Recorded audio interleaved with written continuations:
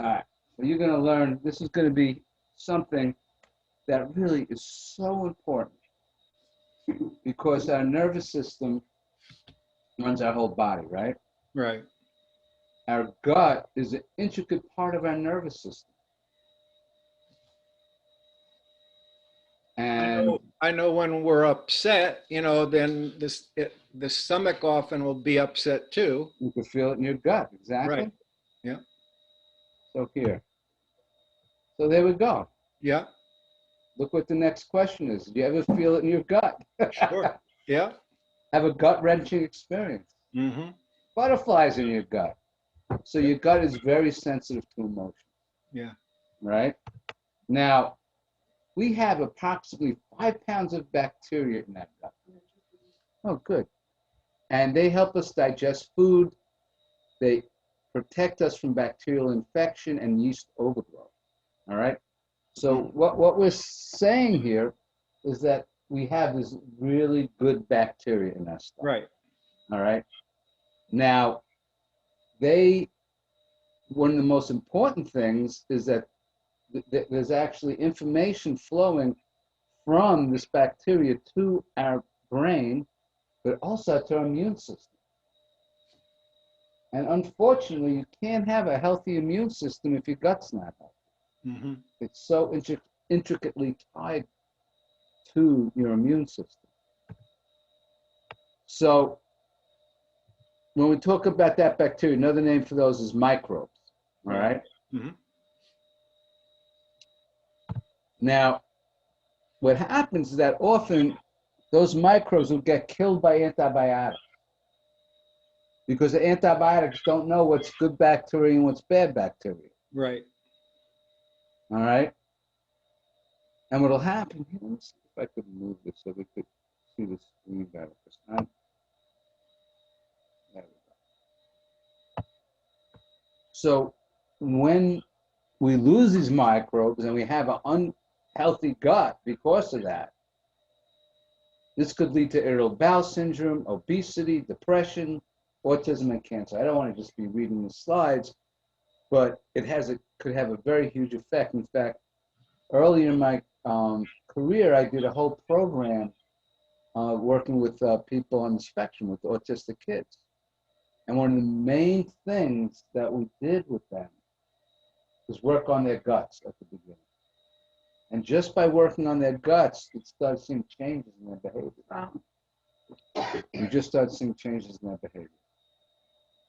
Yeah, and I've heard that, people that have been on antibiotics, how it will mess up their system for a while Yeah, until they get off. yeah. And the thing is that unless that's healed, you might not bounce back. Mm-hmm. And we'll be talking about that. So there's a connection there. Anxiety and stress will upset your gut, right? Right.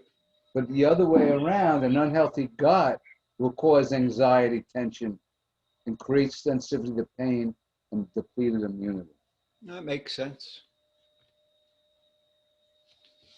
And when we talk about this connection creates a cycle of dis-ease. And there's interesting connection between the word disease and dis-ease, Mm-hmm. right?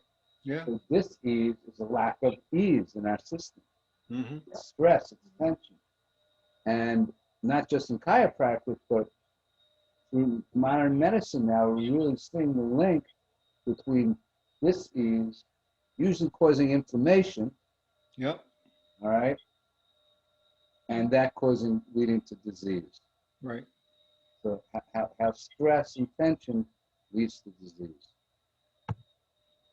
So the enteric nervous system is the nervous system within your gut.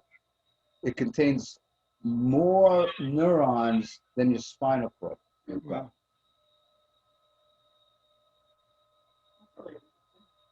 95% of the body's serotonin, the feel-good chemical, is in your gut.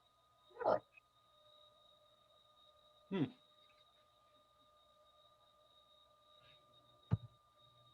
All right. So now we're just going to talk about a couple of very common conditions And what happens often is that when people have been antibiotics for any length of time, or for many other reasons, they'll start growing a yeast and fungus Yep, that, I've that heard called that. candida, and there are other ones too.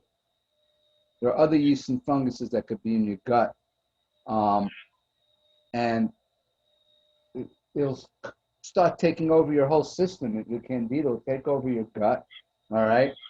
But it'll get into the blood and it could really make you sick. It's linked to autoimmune diseases and allergies and chronic fatigue, even autism, all right? Mhm. Um, one of the things that you would notice that you might have that is like a cracking in your feet or in your fingers. They get like dried and cracked. Right. Also, athlete's foot or jacket. If you have it, there's a good chance that that's happening in your gut also. Okay.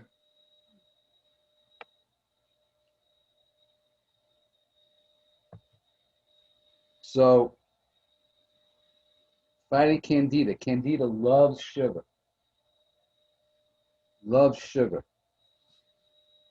Um, so we gotta definitely stay away from sugar. Anyway, sugar is super inflammatory to begin with. One of the biggest poisons that we could have, and the sugar causes inflammation and also feeds candida. All right. Mhm. Beer is made with yeast, so that totally feeds it. Okay. Mhm. Now, what we do want to do, different things that fight candida or fungus, different fungal infections, is probiotics. So when we take probiotics, we're actually reintroducing good bacteria into our system. That's why it's so important. And it's really important for everybody to be taking probiotics because of the kind of food that we eat, um, and the air that we breathe. Um, there's going to be that imbalance. There's going to be that imbalance. Like if, let's say, if you just eat like English muffins for breakfast every day, right? Um, that's like a processed, a white processed flour that's going to be creating an imbalance in your gut. So probiotics are just so important to reintroduce and keep that good bacteria in your gut. Coconut oil kills candida. A tea called Poi di Arco tea, green tea, onions and garlic, rutabaga, and a very strong one that I use is oregano oil. Oregano oil works great. Now, something else we're going to talk about is reflux, because that's not, it's so common now, reflux. And we're actually seeing this reflux in babies. Like half of the babies that come to see me, actually the parents are putting them on reflux medications, newborn babies. Um, Reflux, what most people do is they'll take an antacid, but what's interesting is that usually reflux is caused by not enough acid or lack of acid. And what happens is that the food's not being digested, it ferments in your stomach, and that's what raises up. So one of the best ways to deal with reflux is actually to take enzymes that'll help you digest the food. What happens as we get older, we start losing the amount of enzymes we need to digest food. So really great thing to do is to take digestive enzymes. The other thing is the long-term use of those medications, those anti-acid medications, they definitely have some serious side effects. Yeah.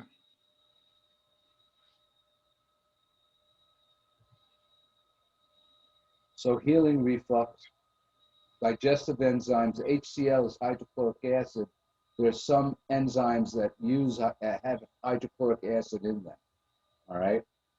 Again, probiotics, most important thing. Oh, and you see it says fermented foods. Fermented foods also have probiotic in them. So it's like a cheaper way of getting your probiotics by eating fermented foods. On the top of the list is CMRT. That's chiropractic manipulative reflex technique, and that's something I do. And I could tell you that 9 out of 10 people who come to me with reflux, and we do the specific kind of adjustment on their gut works. Mm-hmm. Right. Bone broth is something that heals reflux and just heals the gut and fights inflammation. Bentonite is a clay that you take that'll coat your gut, but the bentonite also has a way of cleansing your whole system. And if you're interested in doing that, anybody's interested, they should talk to me about that first, because it needs to be done a certain way. There's something called zinc quercetin, all right? And what that does is it increases the mucus in your gut, protects your gut. And that's what they actually use in Japan instead of the reflux meds. They use zinc quercetin.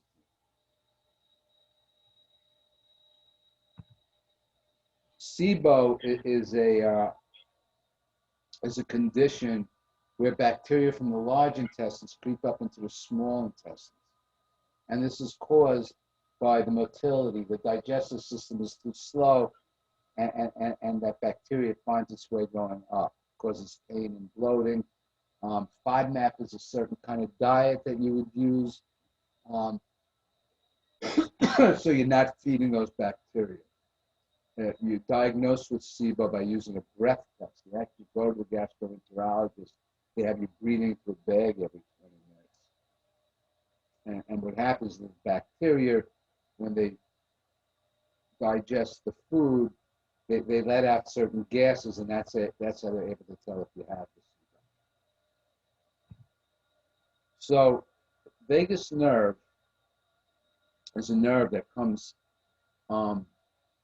out of the skull, down your neck, past your clavicle, and goes to all the organs and balances the whole nervous system. And that's the main communication from the gut to the brain and the brain back to the body. So what happens is that when that vagus nerve is subluxated, that could cause digestive problems also. When there's pressure on that vagus nerve. So subluxations in the skull and the upper cervicals will cause that vagus nerve interference. Right. So that's why the chiropractic adjustments are so important in terms of helping your gut also, by keeping your nervous system